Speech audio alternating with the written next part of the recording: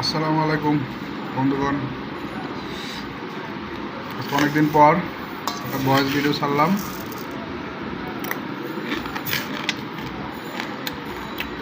বাইরে আকাশ ভরা মেঘ, হালকা বৃষ্টি। তখনই হঠাৎ আমার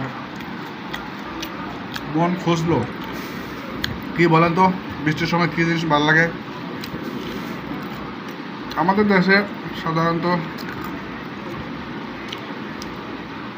বৃষ্টি পড়লে চাউল ভাজা, পেঁয়াজের বেরেস্তা আর দেশি রসুন, কাঁচা ঝাল, এগুলো দিয়া সুন্দর করে চালটাকে ভাজা হয়, সাথে সরষের তেল দেওয়া হয়।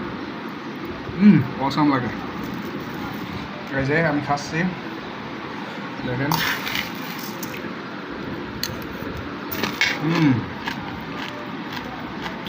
ফাটাফাটি।